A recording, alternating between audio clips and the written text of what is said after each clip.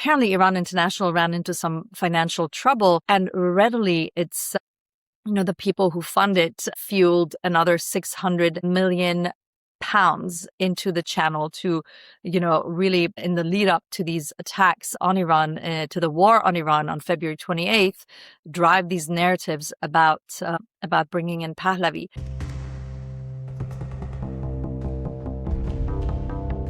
Plenty of new developments in the ongoing war between Iran and the U.S., but nothing really that new. There have been reports that the Iraqis have tried to hand a proposal to the Iranians from the Americans that the Iranians rejected. More likely than not, the Iranians don't want to just open up the Strait of Hormuz, which is probably what Donald Trump wants right now, in exchange for nothing. So I think it's probably just a fake diplomatic effort on the part of the Americans. The war will probably keep continuing, although there are signs that the Americans are desperate. There are also signs that the Iranians are in little trouble, and I will have an article coming out in the coming days in the Singapore Straits Times that will touch upon that a little bit. Other than that, just the war is continuing and people are suffering, and you have all these casualties, reports of another barracks hit by the Iranians in Jordan, another facility, satellite photos that have emerged from Iranian media, and then reports that in Piran Shahr, a city in the west of Iran, another barracks full of Iranian conscripts was hit. I've actually been to Piran Shahr. It is a lively border town that is just full of traders and smugglers and so on. Very crucial ethnic Kurdish place that is one of the crossroads between Iran and northern Iraq. And the war appears to be creeping up in that territory. There have also been attacks by the Americans on Khuzestan province. That's the oil-rich province in the southwest. Someone smart on social media was speculating that the only reason the Americans are hitting Khuzestan is just because it's in the range of the HIMARS attacks, ATACS artillery, precision artillery that the Americans have in Kuwait, and they don't have any other targets to hit, and they're basically kind of desperate. You see that kind of signaling of desperation from Donald Trump in his latest communications. There's signs that he's like out for revenge, these messages saying that he's just frustrated with Iran, and that was kind of true several months ago as well. I am Borzu Deragahi. This is my podcast. It's called Badlands, and you can subscribe at borzu.substack.com. If you're watching on YouTube, hey, could you do me a favor and hit that like button or just subscribe, make a comment or two? I'm also on Spotify and Apple Podcasts. It would be wonderful if you would hit the like button on Apple Podcasts or Spotify and give me your opinion of what you think of the podcast, how it can be improved, or whether you think it's great or whether you think it sucks. In this edition, I have a really great interview with Nahid Siamdoust. She is a professor of Middle East studies and an expert on Iran, whom I've known for many years. She is a really great scholar who has focused a lot of her work on the music of Iran, both the pop music and the music throughout the country, throughout the century, the last 100 years or so. And that is her, very, very much her passion is the music of Iran and Iranians. And she will speak to me in this edition about her recent article in the New York Review of Books about the propaganda aspect of the Iran conflict. She studied this satellite channel. It's called Iran International, and she has basically come up with this kind of framework for how to understand Iran International, what role it played in the conflict, and what role it played in shaping the conflict. I also want to talk a little bit about this matter of the January protests. It keeps coming up again and again and again. Of course, you'll remember that in January, there were these protests against the regime on the 8th and 9th of January, in which many Iranians were killed in clashes. There's a dispute as to what happened, and there's a major dispute about how many people were killed in that conflict. The Iranian regime says something like 3,000 and a bit, 3,017 or something like that, and they've named those who were killed. They include ordinary Iranians as well as protesters, people caught in the crossfire, as well as some security forces. Now, there is a credible US-based Iranian human rights organization that says the exact number that they could confirm was 7,000, with perhaps another 10 or 11,000 cases that are unconfirmed. But you've had everyone from like Donald Trump to various think tank scholars, and other activists in the opposition throwing out these numbers like 32,000, 42,000, 52,000, 100,000, 92,000. You have Donald Trump even like just slinging out these numbers about how can a regime that killed 42,000, or was it 52,000, or was it 60,000, or was it 30,000 numbers? How could you trust a regime that killed so many people, et cetera, et cetera? Some people say it doesn't matter. The number doesn't matter. I say the number does matter. I'm a journalist, and to me, the actual number of people that died is important. But I wanted to just explain as to why I think the people who are in favor of the war and the people who describe themselves as advocates of the Iranian people and are against the Iranian regime and want to topple the Iranian regime, want to use this war to topple the regime, why they're so loose and fast with these numbers. And it's actually what they're doing is dehumanizing Iranians. They may claim that they are speaking and acting on behalf of the Iranian people, but by just throwing out these numbers, throwing out these vast numbers, they are preparing the world, and they are preparing world opinion for the incredibly high numbers of casualties from Iran that will come about when the war is launched for real. If there is a ground invasion, they are preparing the world for massive amounts of civilian casualties. And so they are just throwing these numbers around as if the numbers don't matter. It doesn't matter how many Iranians were killed. Any Iranians killed in a U.S. war are sacrifices for the greater cause of freedom for the Iranian people. After all, 20,000, 30, 40, 50, 70, 80, 90, 100,000, whatever, died at the hands of the regime. Donald Trump has said like tens of thousands, millions, he said, of Americans have been killed directly or indirectly by the Iranians. It's all just an attempt to get the world ready for massive violence against Iranian people, the people living in Iran, and to get them desensitized to the idea of daily massive casualty counts of Iranian civilians. And that is the role that these shills, these paid operatives, especially those that are in favor of this Maryland guy, this Maryland resident who some anoint the crown prince or king of Iran, this guy, Reza Pahlavi, failed engineer who lives in the suburbs of Washington in Maryland, lives in a big house, needs to finance that house, and so has become like an operative for the CIA and Mossad in order to get money for that project. Advocates of him and his cause, those are the ones who are the primary people, the primary shills, probably acting, I'm not sure of this, but there's been a lot of reports about this, that there is an Israeli information operation to boost this guy. And a little bit in the interview that is coming up from Nahid Siamdoust, she talks a little bit about the efforts to boost this guy. A lot of those people are the ones who are promoting this dehumanizing number. Let me tell you something about Iran, because I've lived there, and anyone who knows Iran knows that it's actually one of the most bureaucratic countries in the world. And it's also one of the most obsessed with death. Like Iranian families, like when someone dies, it's a huge deal. There's 7 days of mourning, and then another 40 days of mourning, and then a year later there's mourning, and people go to the grave site of the person who was killed on the 1 year, and then the next year anniversary, and on the Persian New Year they go to the grave site to pay their respects to the dead, and so on. It is obsessed with death, to a point of fault. And everywhere you go in Iran, when someone dies, there's little black and white posters, photocopied posters of the person who died, and the announcement that that person has died, whatever, natural causes, unnatural causes, and so on. So, and then there's announcements in newspapers, and they just make a big deal out of death. There is a real industry dedicated to flowers and ceremonies for dead people, and so on. If 40, 50,000 people were killed in the violence, it would be noted. It would be noticed. It would be impossible to hide that many people. First of all, if you know anything about war and conflict and so on, as I do, you would know that you would have to do something with those dead people. And if there was that many dead people, and that would probably involve mass graves, and that would be really impossible to hide because the whole world is being tracked by satellites. So first of all, if you think that 40,000, or as Donald Trump said it, the last 52,000 people died in the January protests, prove it. Okay? Find me some satellite photos. Show me some satellite photos. Is the Iranian regime capable of killing 52,000 people in order to stay alive? Absolutely. Have no doubt about it. The Iranian regime would absolutely do that. And you know what? I think even the American regime would do that. Even the U.S., if it was faced with a dire threat against its capitalistic oligarchic system, and there was like a real uprising against the country, and they were going to establish socialism, they would kill 1 million people. They would kill 1 million people to maintain their power and grip. They would order the army to just open fire on rebellious cities.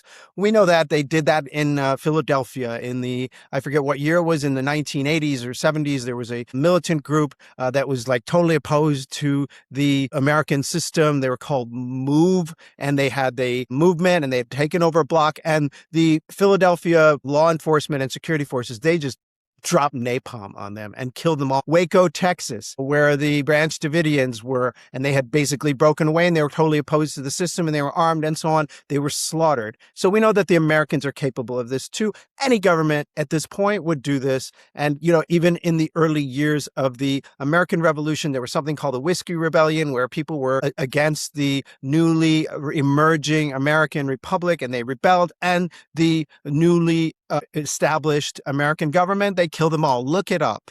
Okay. This is what governments do. So absolutely, the Iranian government is capable of killing 100,000 people, but they didn't. They absolutely did not. They killed perhaps 3,000 to 7,000 people, maybe a little bit more, and it matters, and every single person matters, and even one innocent protester killed at a protest peacefully demonstrating matters, but it doesn't basically help the cause of the Iranians to just scramble people's minds and throw out a bunch of numbers and desensitize the world to the fate of dead Iranians. In any case, on the negotiations and ongoing diplomatic efforts, as well as the recent developments in the war, I spoke recently with India's NewsX World for a brief interview. You can watch and listen now. Although rejected, can we say that the back-channel diplomacy is open? What do you think was, in particular, Iraq's role? I think Iraq has very good relations with Iran, and it can serve as a conduit for any U.S. communications. More likely than not, Donald Trump and the White House are just trying to get some kind of temporary measure to open up the Strait of Hormuz to oil traffic. There is a deadline for the United States, something like in 30 days or so, 35 days or so, the reserves of petroleum in the U.S. Strategic Reserve and other reserves around the world will be depleted. And at that point, there will be a sort of tough reckoning, and the United States will have to make a choice because there will actually be a potential shortage of petroleum throughout the world.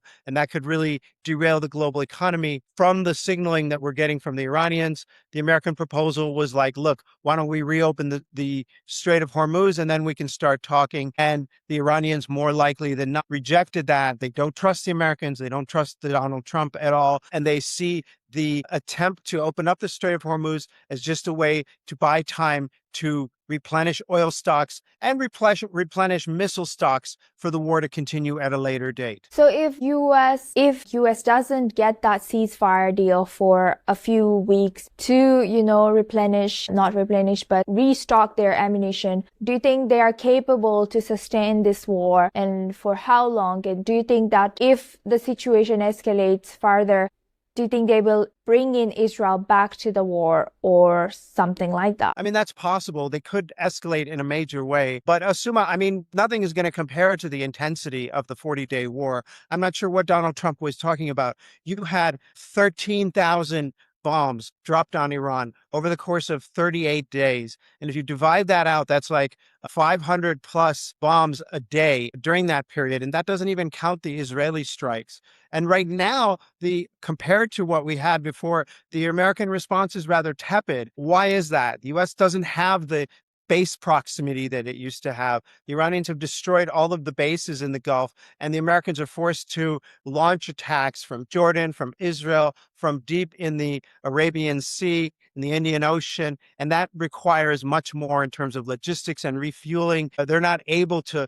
keep up that tempo. So I'm not sure that the threats that Donald Trump is making seem kind of empty at this point. And the Americans are also being rather careful with the strikes that they're doing. They're flying flying only at night, for example. And that's sort of a sign that they're worried about the Iranian anti-aircraft capabilities. Otherwise, they could fly during the day. There's nothing that could stop them if they have the air superiority that they claim. So I think that Donald Trump is just trying to, he's just kind of desperate and trying to scare the Iranians. And Mr. Dargah, he just wanted to also add frozen Iranian assets that's been eyed by President Trump and hinted that this could be used to, pay for the damages. And Iran has, of course, rejected that and sent a warning about this. Any comments on that? Well, I think they've made that threat before, too. The Iranians have received it poorly as well. And they've made the same threat about Russia and its frozen funds and how the U.S. could use those funds to rebuild Ukraine. The problem with that is that if that precedent is set, then people will just stop trusting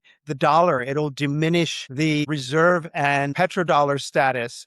And that will basically make people just not trust any kind of dollar transaction, further erode that trust. And I'm sure there are economic advisors in the White House warning Donald Trump that if he does this, this will have an impact on the future of the dollar as the architect of global financial stability. So I think that that would really lower trust in any kind of dollar denominated transactions if the Americans, in addition to freezing those funds, would start basically stealing them. That would be rather unprecedented and potentially damaging. Do you think it's another taco, or do you think that this is, in a way, President Trump is maybe pushing for Iran to come back to the negotiating table?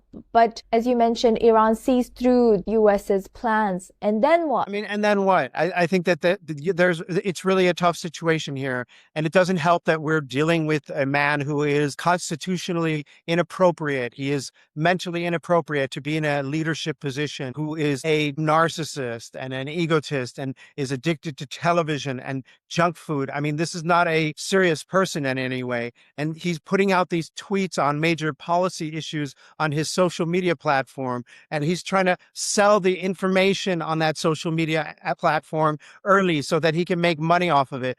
This is not a statesman. It's not a leader. It's a clown, essentially, leading the White House and putting out these statements, putting out these claims, these threats that are rattling markets. And pretty soon it's going to start having an impact on everyone's lives, because it is ultimately a serious matter. And this is ultimately a very unserious person and a very unserious, dysfunctional White House. And now that interview with my dear friend, Nahid Siamdoust, the scholar at the University of Texas, about Iran International and her recent article in the New York Review of Books, a link to which I will put in the show notes. And here's Nahid Siamdoust, a professor of Middle East Studies at the University of Texas in Austin, and the author of a recent piece about the disinformation surrounding the Iran war, a piece in the New York Review of Books. Welcome, Nahid. Nahid, I should just say that Nahid is actually a good friend of mine, like a very good friend of mine I've known for years. It's so good to see you, Borzu. So glad you're doing these programs. They're wonderful. Great. So, Nahid, let me just ask you if you could just summarize what your piece was about. I did read the introduction until the paywall blocked me. I know what this is. This is concerning. This is a matter that I've been watching as well. The propaganda and the state-backed propaganda that is shaping a lot of the narratives and ultimately, I think, the policy surrounding the Iran war. Sure, yeah. So I just want to start by saying, it's not that Iranians didn't, or still to this point want a change of their government, an improvement of their government. That's not the point of this article. But what I wanted to trace with the article, and I think you see that, is how Iran International, as a Saudi-funded, sort of Israel-controlled, this is something that we know from sources that its management's been pretty much put in Israeli hands for about a year now, has really tried to sort of drive Iranians to this point where they view their own government, the Islamic Republic, and this is Iranians both in the diaspora, but for the majority of, we have polls that tell us, and I list this in the source this in the article as well. We have surveys that tell us that more than 50% of Iranians, the majority of Iranians, the one channel that most Iranians watch is Iran International, right?